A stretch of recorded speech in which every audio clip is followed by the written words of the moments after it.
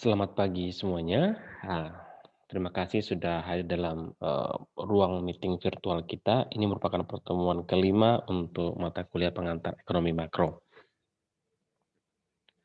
Baik, pada sesi satu sampai dengan sesi keempat kemarin kita sudah bicara tentang indikator ekonomi makro dan kemudian bagaimana apa namanya indikator tersebut, bagaimana cara menghitungnya, pengertiannya dan sebagainya. Nah, saat ini, pada kesempatan ini kemudian kita akan, membahas satu persatu lagi terkait dengan bagaimana cara atau teknikal atau, apa namanya, metode perhitungan pendapatan nasional. Nah, kalau kita bicara tentang perhitungan pendapatan nasional, maka kita tidak terlepas dari namanya, sektor dalam perekonomian. Seperti di pertemuan pertama, itu kemudian saya sudah bahas bahwa, sektor dalam perekonomian itu ada 3. Pertama adalah, sektor yang disebut dengan 2 sektor saja yang terdiri dari sektor, ini perusahaan dan kemudian rumah tangga. Itu kalau kita bicara tentang 2 sektor atau disebut dalam perekonomian disebut dengan perekonomian tertutup sederhana. Nah, kalau kita bicara tentang 3 sektor, maka kemudian kita tambahkan pemerintah di dalamnya, ada government atau pemerintah. Maka disebut dengan, perekonomian tertutup. Kalau tadi 2 sektor ada kata sederhananya, kalau 3 sektor kita hanya bicara tentang perekonomian tertutup. Dan kalau kita sudah masukkan faktor luar negeri atau sektor luar negeri, maka kemudian disebut dengan perekonomian terbuka atau perekonomian 4 sektor. Karena kemudian ada, perusahaan, kemudian ada rumah tangga, kemudian ada pemerintah, dan terakhir adalah luar negeri. Nah, ini yang kemudian, dalam 3 sesi ke depan kemudian kita akan bahas terkait dengan, sektor-sektor dalam perekonomian mulai dari 2 sektor, 3 sektor, sampai dengan 4 sektor. Baik, kita akan mulai dengan, 2 sektor dulu ya. Pertama kalau kita bicara tentang arus melingkar perekonomian, tertutup sederhana, kalau saya sekali lagi, kalau teman-teman nanti saya katakan perekonomian tertutup sederhana, maka teman-teman, itu sama dengan atau sinonim dengan namanya perekonomian 2 sektor. Jadi sama aja ya perekonomian tertutup sederhana atau perekonomian 2 sektor itu kemudian, bolak-balik istilah tersebut akan saya gunakan. Nah, perekonomian 2 sektor itu kemudian diasumsikan, terdapat 2 sektor yaitu sektor rumah tangga dan sektor perusahaan seperti yang tadi saya katakan bahwa, kalau kita bicara tentang perekonomian tertutup sederhana maka hanya ada 2 sektor yang bergerak di dalamnya, kita asumsikan. Jadi, sektor pemerintah dan luar negeri kita keluarkan dulu, kita hanya berpikir tentang sektor rumah tangga dan sektor perusahaan. Nah, sektor perusahaan atau swasta merupakan satu-satunya produsen barang dan jasa. Jadi sekali lagi, yang memproduksi barang dan jasa, itu hanya sektor perusahaan, ya. Walaupun kalau kita nanti bicara terbuka, kemudian barang dan jasa itu bisa dihasilkan oleh sektor luar negeri dan sektor pemerintah. Ketiga, proses produksi dilaksanakan dengan menggunakan faktor produksi dari sektor rumah tangga. Sekali lagi, semua faktor produksi itu kemudian bisa disuplai oleh namanya sektor rumah tangga, tenaga kerja, tanah, modal, entrepreneurship itu kemudian disumbang oleh sektor rumah tangga. Yang keempat, penghasilan rumah tangga diperoleh dari menjual faktor-faktor produksi. Jadi income yang diterima oleh rumah tangga itu sebagai balas jasa dari penjualan faktor produksi. Dan yang kelima, itu rumah tangga merupakan satu-satunya pembeli barang dan jasa yang dihasilkan oleh perusahaan. Jadi rumah tangga itu adalah, eee, pembeli utama terhadap barang dan jasa yang diproduksi oleh perusahaan. Jadi tidak ada pembeli yang lain, hanya sektor rumah tangga yang kemudian membeli itu. Nah, kalau kita bicara tentang, apa namanya, perekonomian terbuka di 4 sektor, maka, perusahaan itu memproduksi barang dan jasa yang kemudian bisa dibeli oleh sektor rumah tangga, pemerintah, maupun sektor luar negeri. Tapi khusus untuk 2 sektor kita hanya berpikir bahwa, barang dan jasa yang dihasilkan oleh perusahaan itu kemudian diserap semua oleh sektor rumah tangga. Sekali lagi ini adalah asumsi yang kita gunakan. Nah ini yang saya katakan tadi bahwa, kalau kita bicara tentang, eee, rumah tangga ini perusahaan, ini adalah perusahaan, ini adalah rumah tangga, kalau kita lihat ini alirannya ya, ini adalah faktor produksi, mulai dari tenaga kerja, lahan, modal, kemudian diserahkan kepada market. Nah, market ini kemudian sebagai, faktor produksi ini merupakan input untuk produksi. Sekali lagi ini adalah input. Jadi ini adalah faktor produksi, input untuk memproduksi, ya kan. Nah kemudian, karena perusahaan itu membeli seluruh, tenaga kerja, tanah, dan kemudian capital dari, rumah tangga, maka kemudian, sebagai balas jasa terhadap, rumah tangga, maka kemudian, perusahaan itu memberikan dalam bentuk upah, sewa, dan keuntungan dari adanya kapital tersebut. Nah, bagi rumah tangga yang balas jasa tersebut ini disebut dengan income. Nah, dalam proses produksinya, kemudian, perusahaan itu kemudian akan menghasilkan barang dan jasa. Nah, barang dan jasa itu kemudian dijual oleh perusahaan dan kemudian oleh rumah tangga, dibeli oleh rumah tangga. Ini jual, ini kemudian beli. Nah, untuk membeli barang dan jasa ini, ya sekali lagi untuk membeli barang dan jasa yang dihasilkan oleh perusahaan, maka kemudian rumah tangga mengeluarkan sejumlah uang atau spending untuk menjual barang dan jasa, untuk membeli barang dan jasa. Bagi perusahaan, spending daripada rumah tangga itu merupakan keuntungan atau penerimaan, bukan keuntungan, penerimaan. Nah, penerimaan bagi perusahaan. Jadi alirannya demikian, kalau teman-teman lihat warna yang kuning, itu merupakan aliran barang dan jasa. Kemudian kalau kita lihat warna yang hijau, ini yang warna hijau itu merupakan aliran uang. Jadi kalau kita lihat ini, dari firm, ada wage, rent, dan profit, kemudian bagi income, ini ada spending, ini ada penerimaan. Kalau ini, itu aliran barang dan jasa, karena ada tenaga kerja, kemudian, tanah, kemudian ada capital, dan kemudian di sini ada barang dan jasa yang dihasilkan, dan seterusnya. Jadi ada 2, market yang kita ketahui dari, perekonomian 2 sektor, yaitu pertama market untuk barang dan jasa, dan market untuk, keuangan atau, kita sebut dengan untuk faktor produksi.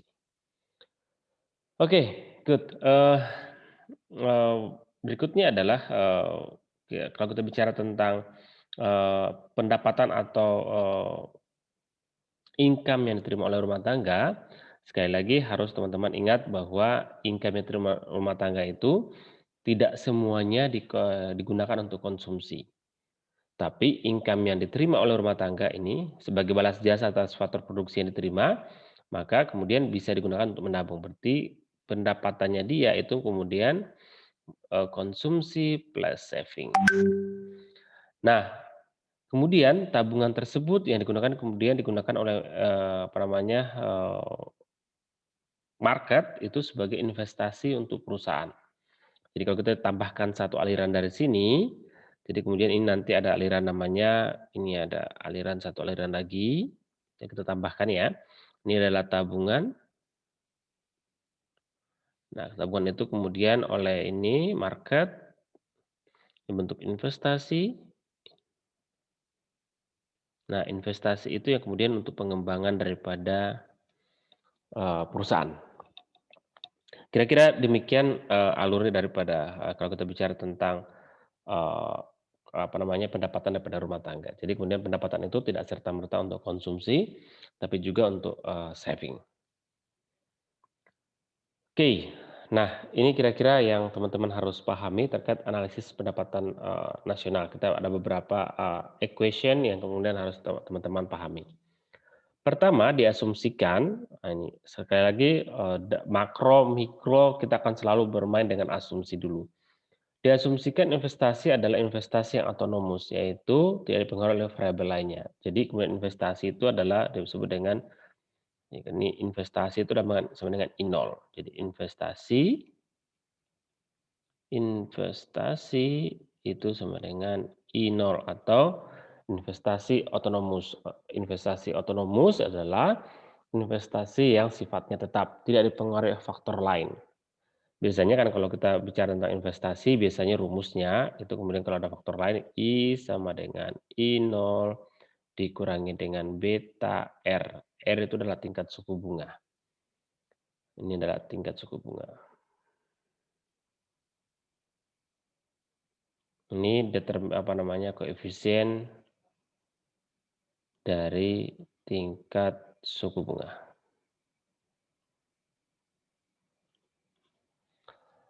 Sip. Nah, pada perekonomian dua sektor kita asumsikan bahwa I itu sama dengan I0. Hanya ini. Yang ini kemudian kita hapus dulu. Clear ya? Yang kedua, konsumsi adalah fungsi linear dan positif dari tingkat pendapatan disposable. Apa yang dimaksud dengan tingkat pendapatan disposable? Tingkat pendapatan disposable adalah tingkat pendapatan yang siap dibelanjakan. Contohnya, mungkin saya gunakan slide yang kosong aja ya. Oke, saya gunakan di sini aja. Jadi contohnya gini, ada satu rumah tangga, ini ada rumah tangga. Rumah tangga A kemudian menjual faktor produksi.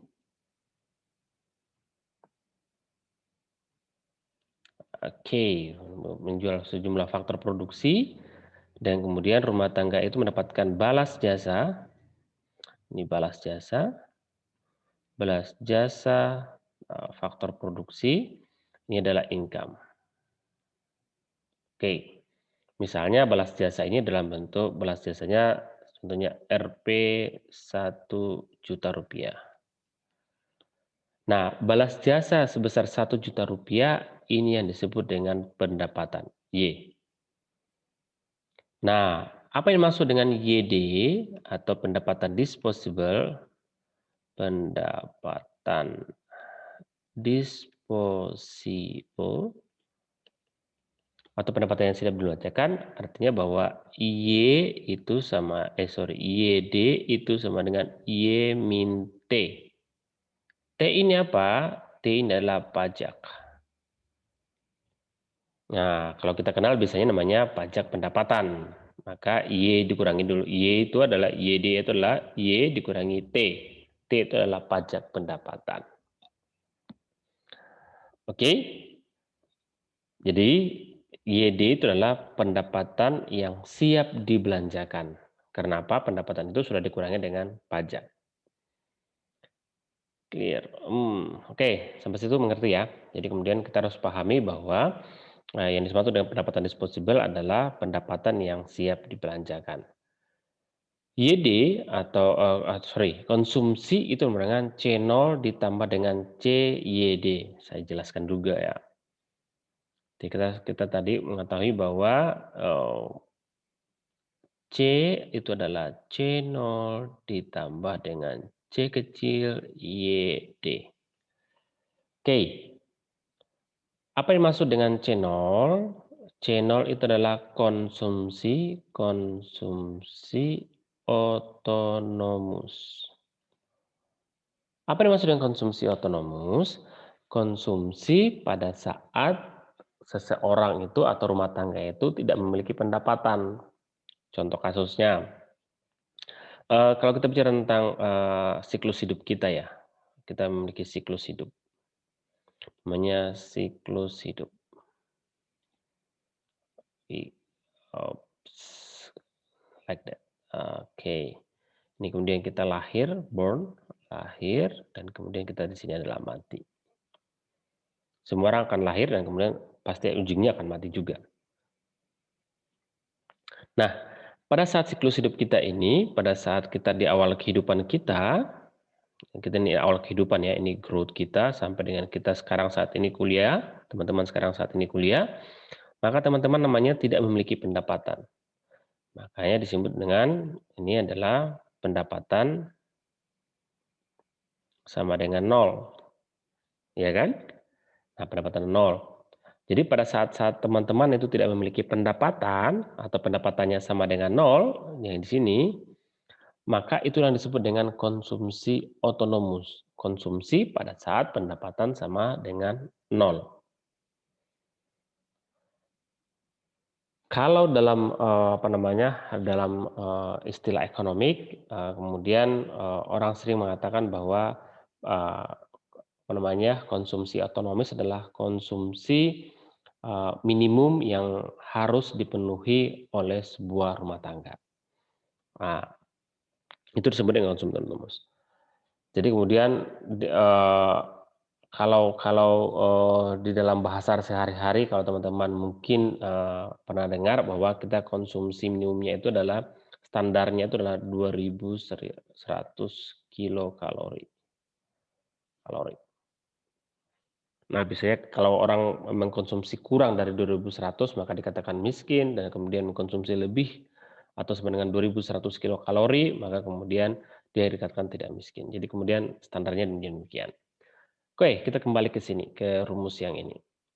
Kita sudah dapat bahwa C itu adalah konsumsi, C0 adalah konsumsi otonomus, C kecil itu apa? Nanti saya jelaskan, kemudian YD itu adalah, namanya pendapatan disposable. Sekarang saya akan jelaskan namanya yang C kecil ini. C kecil itu namanya marginal marginal propensity to consume. Oke. Apa tuh marginal propensity to consume? Artinya apa? Artinya adalah kecenderungan marginal atau kecenderungan orang untuk mengkonsumsi.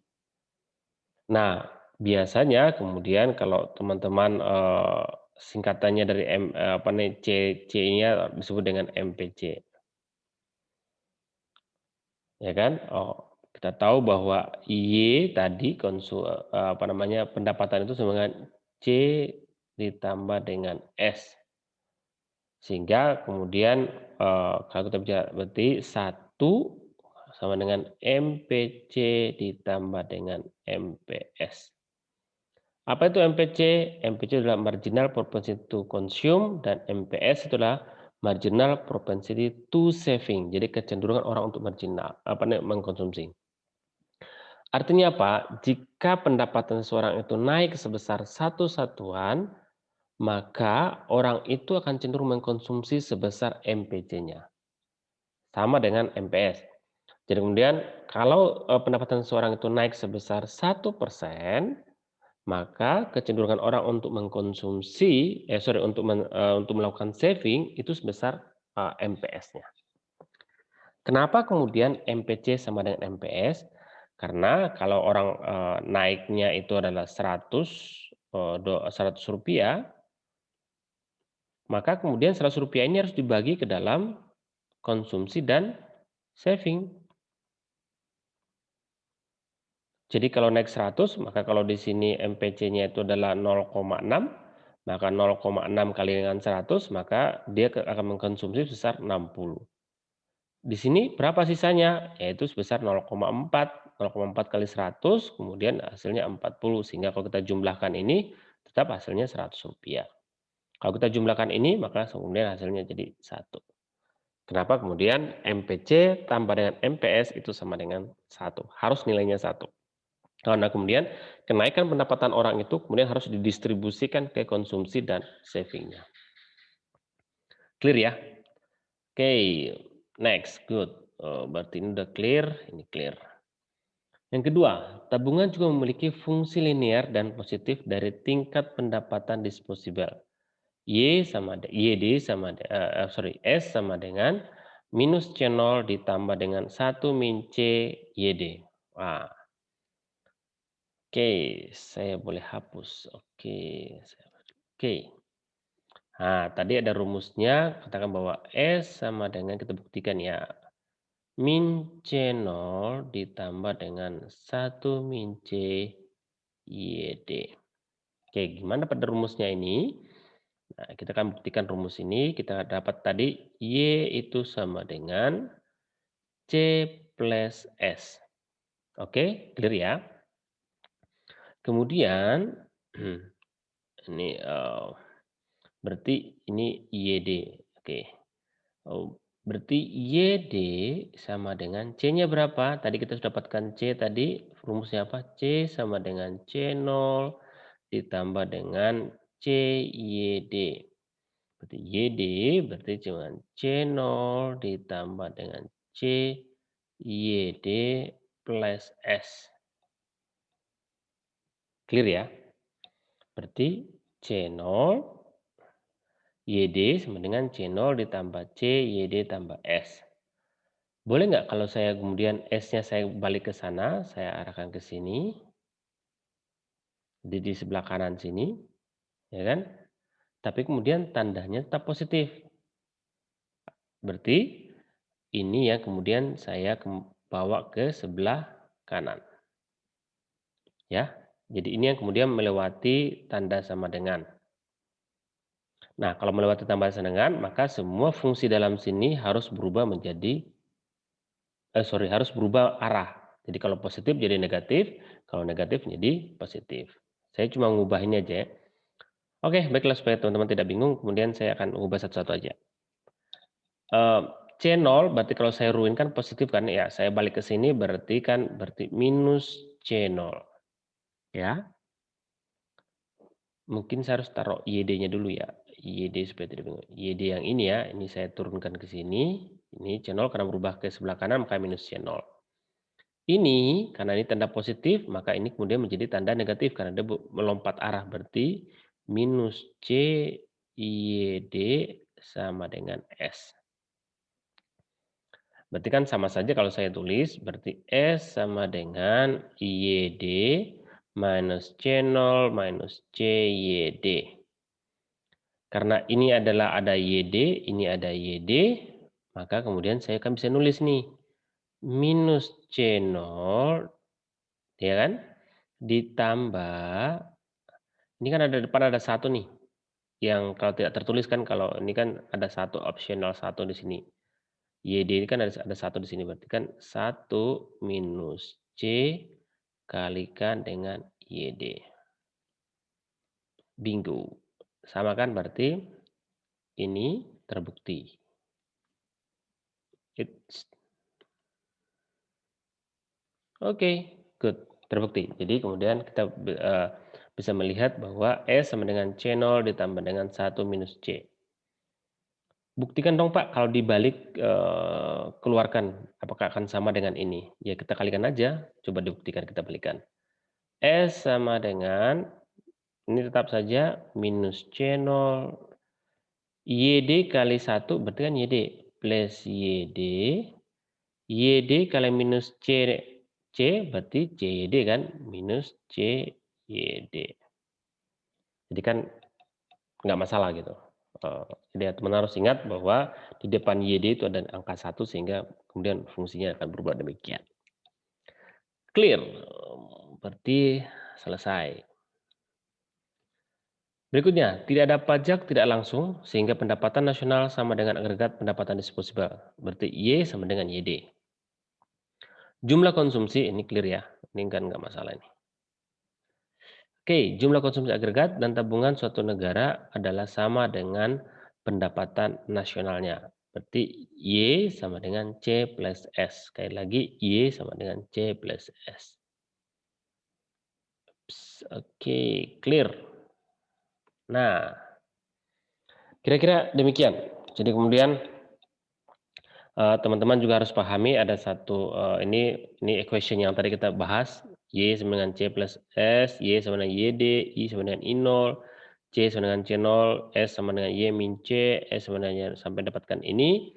Kemudian, apa namanya, notasinya kemudian adalah I sama dengan investasi, C konsumsi, Y pendapatan nasional, YD adalah pendapatan disposable, C0 adalah konsumsi otonomus atau autonomous consumption, S adalah tabungan. Mungkin yang belum adalah I0 ya, I0 itu adalah autonomous investment atau, investasi otonomus. Oke, clear. Mungkin satu sedikit lagi, yang mungkin harus teman-teman pahami juga, bahwa kalau kita dapatkan rumus tadi, Y itu sama dengan C plus S, ya kan? Tadi sedangkan S itu digunakan untuk saving, berarti kan Y itu karena S tadi kalau tadi teman-teman, lihat kan di yang slide sebelumnya itu adalah ini adalah perusahaan, ini adalah rumah tangga, kemudian rumah tangga itu nabung, tabung, maka kemudian ini sebagai investasi, ini tabungan, ini investasi, kemudian ke perusahaan untuk mengembangkan perusahaan. Berarti saya bisa tuliskan berarti Y itu sama dengan C plus I. Ya kan? Maka kalau kita bicara tentang keseimbangan, berarti Y sama dengan Y, berarti C plus S sama dengan C plus I. Kiri kanan ada C, saya coret aja, berarti S sama dengan I. Berarti syarat keseimbangan salah satunya adalah S sama dengan I. Berarti tabungan itu sama dengan investasi. Oke, clear. Next. Nah, sekarang kita coba bermain dengan grafis. Oke, teman-teman harus pahami dulu, sumbunya dulu. Kalau sumbu horizontal ini adalah pendapatan, pendapatan nasional. Sedangkan E itulah expenditure atau pengeluaran. Pengeluaran nasional. Oke, clear. Sekarang kita menghubungkan, kita coba rumus tadi. Kita tahu bahwa C itu adalah fungsi linear dari C0 ditambah dengan CY. C0, ini adalah C0, ini jaraknya. Oke. Kemudian Y, ini adalah Y-nya, karena ini sumbu horizontalnya Y-nya. C-nya mana? Nah, C-nya itu adalah delta ini. Ini adalah C, berarti ini kan perubahan daripada pendapatan itu kemudian berapa besar perubahan pendapatan dibagi dengan perubahan konsumsi. Berarti delta Y per delta C. Maka itu adalah sama dengan C. Atau sama dengan MPC. Oke, clear. Berarti selesai. Berarti sekarang S. Nah, ini kok teman-teman bingung nanti. Sebelumnya itu adalah S sama dengan minus C0 ditambah dengan 1 min CYD. Ini kan yang tadi kita peroleh ya sebelumnya. Sekarang kok Bapak nulisnya S sama dengan S0 ditambah dengan SYD. Kok beda Pak? Sama saja, ini cuma permainan saja. Berarti kan sama aja, berarti minus C0 sama dengan S0, sama aja. Kemudian 1 min C itu sama dengan S. Jadi kan cuma istilah saja sebenarnya saya gunakan. Nah, kalau kita bisa bicara S0 itu sama dengan min C0, maka kemudian kalau di sini adalah 100, maka di sini min C0 adalah min 100. S Y0, berarti 1 min C sama ini juga delta, berarti delta Y, delta S. Berarti delta Y per delta S sama dengan S, atau tadi seperti ini MPS. Ya kan? Ini MPS. Sama terus seperti tadi. Berarti S itu karena ini 1 sama dengan C, ini kan C kan? C ditambah dengan S kecil kan? Nih, S kecil, ini S kecil nih. Ini S kecil, ini S kecil. Ya kan? C ini atau sama dengan MPC ditambah dengan MPS. Sama kan? Nah, saya kembali ke sini rumus ini. Berarti kalau S itu sama dengan 1 minus C. Ini sama nih. Oke, clear. Itu kira-kira grafis yang teman-teman harus pahami. Jadi kemudian kalau kita melihat grafis ini berarti kan seharusnya ini sejajar nih antara fungsi daripada konsumsi dengan fungsi daripada saving itu kemudian garisnya kemudian sejajar.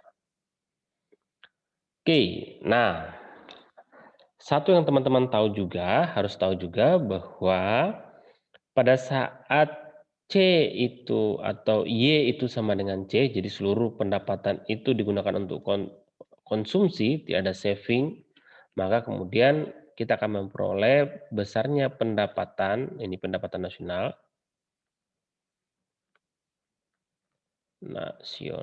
itu sama dengan Y1 di titik ini. Oke, ini atau pada saat ini kan ini savingnya kan sama dengan nol nih. Teman-teman lihat kan? Pada saat savingnya sama dengan nol, saving itu sama dengan nol, maka pendapatan nasional kita sebesar ini.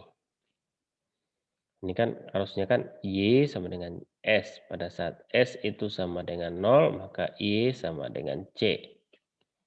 Nah, ini adalah pendapatan nasional kita.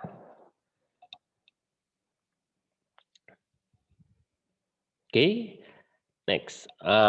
Sekarang kita tambahkan investasi. Teman-teman jangan bingung ya. Ini grafisnya saya buat satu persatu supaya teman-teman tidak bingung. Ini tadi yang kita sudah sampai di sini, kita sudah sampai di sini kan tadi. Ini. Nah, sekarang kita tambahkan investasi. Tadi kita rumusnya apa? Investasi sama dengan I0 ini. Atau investasi otonomus. Nah, besarnya ini nih, besarnya ini sama dengan I0. Oke? Berarti kalau Y itu sama dengan C plus I, ya kan? C plus I ya, maka Y itu adalah apa? Y itu adalah C-nya mana ini? Berarti C0 ditambah dengan C, Y besar ditambah dengan I. Investasi, ya kan? Berarti kalau besarnya I0 ini, investasi mana I0, maka saya bisa ganti ini jadi I0. Berarti Y sama dengan C0 dikali C ini ditambah dengan I0. Oke, sehingga secara grafis besarnya ini, maka ini ditambahkan dengan sini kan. Nah, berarti ini kan besarnya sama nih. Ini sama dengan ini. Kenapa? Karena ini kemudian C0 tambah dengan I0 ditambah dengan CY. Nah, ini kan gabung kan. Nah, besarnya C0 ini ditambah dengan ini kan hasilnya di sini. Berarti di sini C0 ditambah dengan I0.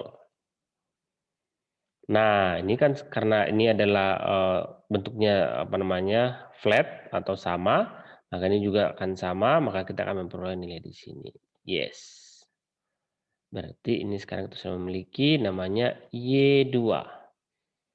Jadi kalau investasinya bertambah, kemudian kita akan mendapatkan penambahan daripada pendapatan nasional sebesar Y2, dari Y1 menjadi Y2.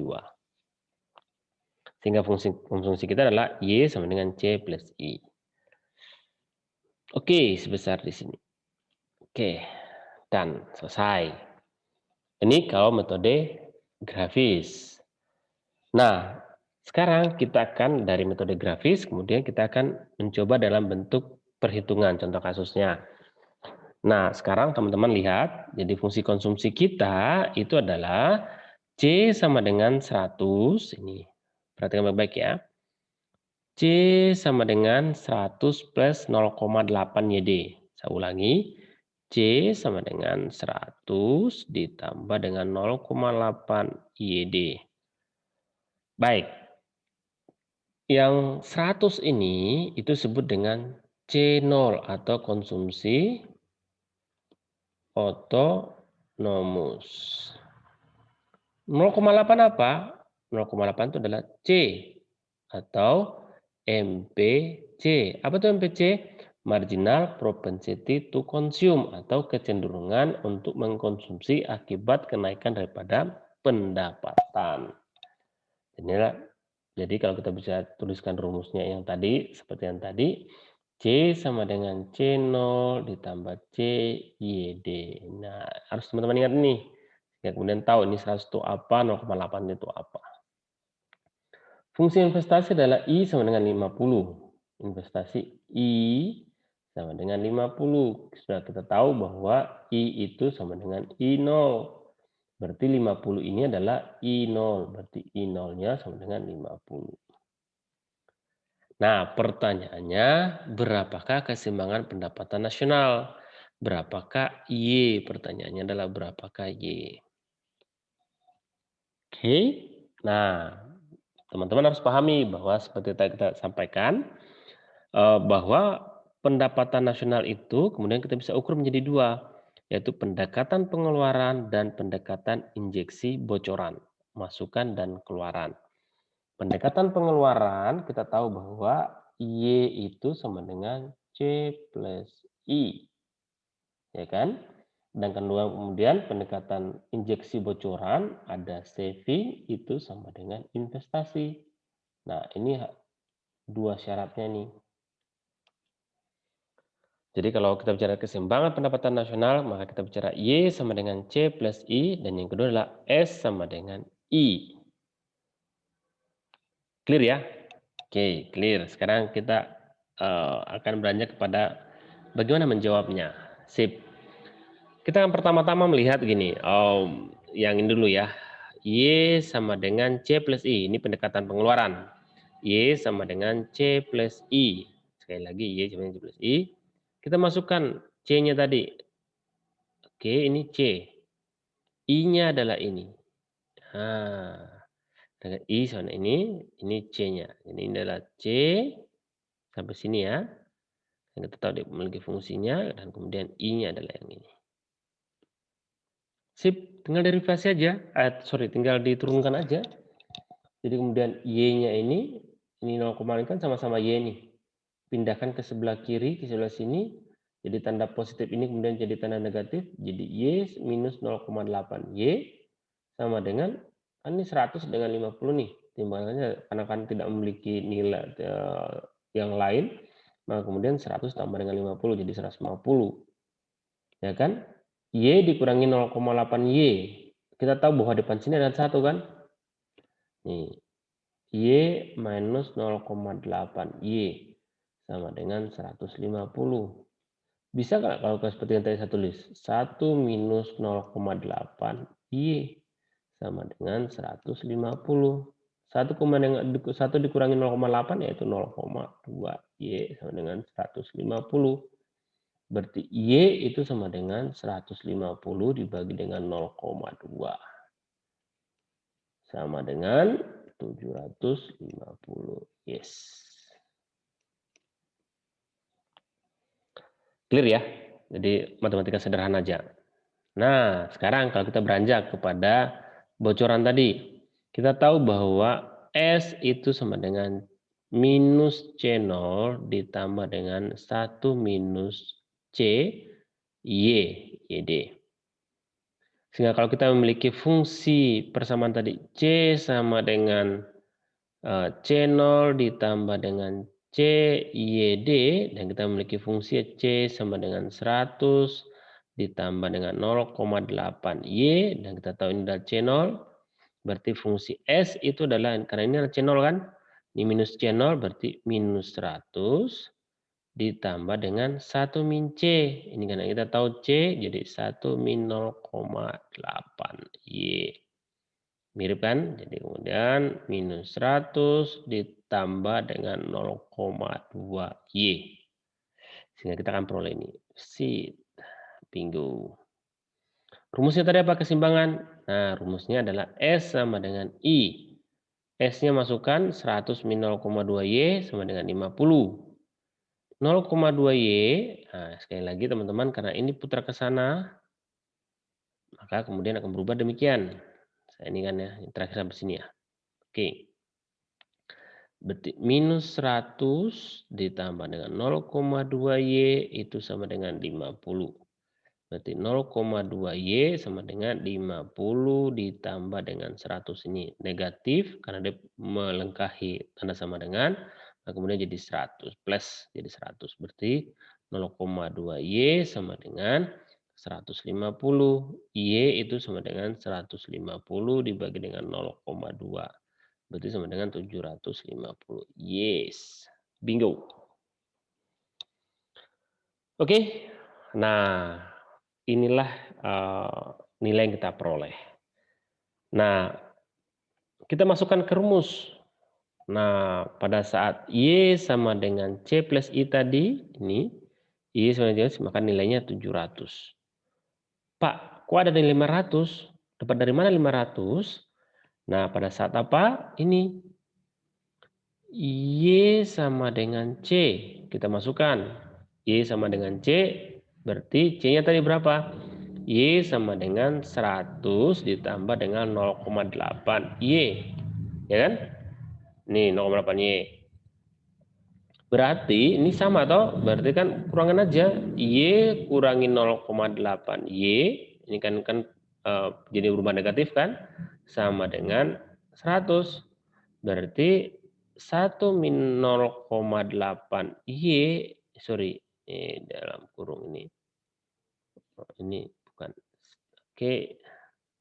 Ups, aku punya penghapus.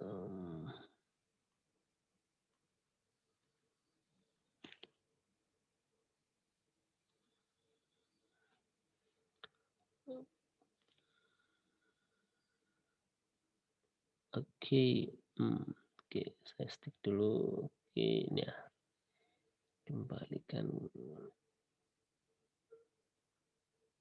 Oke, sorry, ini sama dengan 100. 1 kurangi 0,8 berarti kan 0,2 Y sama dengan 100. Berarti Y sama dengan 100 dibagi dengan 0,2 berarti sama dengan 500. Berarti Y sama dengan 500, berarti ini 500-nya tuh dari sini, cing. Jadi intinya apa? Intinya kalau saya pengen mengatakan bahwa jika kalau kita melihat ini ya, setelah kita mengetahuinya, jika kita menambah investasi itu sama dengan 50 ini, maka Y-nya kita akan bertambah berapa? Y kita akan bertambah menjadi berapa? Itu sama dengan 250. Dapat dari 250 dari mana? Ini, 750 dikurangi dengan 500. Jadi kan dapat 250. Jadi kita menambah investasi sama dengan 50, tapi kemudian pendapatan nasional kita itu kan menambah menjadi 250. Nah, kira-kira inilah alasan kenapa kemudian pemerintah menggenjot investasi. Karena kemudian ternyata kalau kita menggenjot investasi, maka kemudian itu akan memberikan dampak terhadap output nasional yang semakin lebih besar daripada investasi yang ditanamkan. Baik, kira-kira ini yang saya bisa berikan pada kesempatan kali ini. Ini ada sedikit latihan, teman-teman silakan buat latihan ini, tonton video tadi. Kalau belum mengerti, tonton ulang lagi. Sekali lagi saya mengatakan bahwa kalau mungkin sekali, mungkin teman-teman akan bingung mengerjakan latihan ini. Tapi kalau teman-teman bisa menonton 2 sampai 3 kali video tadi yang saya sampaikan, kemudian teman-teman akan bisa mengerjakan latihan yang saya berikan. Baik, latihan ini kemudian teman-teman akan kumpulkan bersamaan dengan ringkasan yang teman-teman kerjakan. Jadi ringkasan, kemudian nanti teman-teman submit juga latihan ini. Jadi kemudian teman-teman akan men-submit 2 saja, 2 file. Yang pertama adalah file yang ringkasannya seperti biasa, dan kemudian satunya file yang terkait dengan, latihan ini. Sekali lagi, teman-teman men-submit-nya yang untuk, hari minggu depannya itu kemudian yang latihan ini. Kan kemudian kalau, terkait dengan, mmm, ringkasan itu kan kemudian nanti akan di-pooling atau dikumpulkan pada, sebelum UTS atau dikumpulkan secara bersamaan pada saat, UTS nanti. Tapi ini kemudian teman-teman kerjakan, yang latihan ini kemudian kerjakan, dan kemudian dikumpulkan pada hari, Selasa minggu depan, pada pertemuan berikutnya. Baik, kira-kira ini yang saya bisa sampaikan pada kesempatan ini. Selamat mengikuti, pembelajaran virtual kita. Jika ada pertanyaan yang, ingin disampaikan, gunakan voice recorder yang tersedia di WA grup kita, supaya kita sama-sama saling mengontrol. Semoga, saya bisa menjawab dengan sebaik-baiknya. Terima kasih dan selamat pagi semuanya.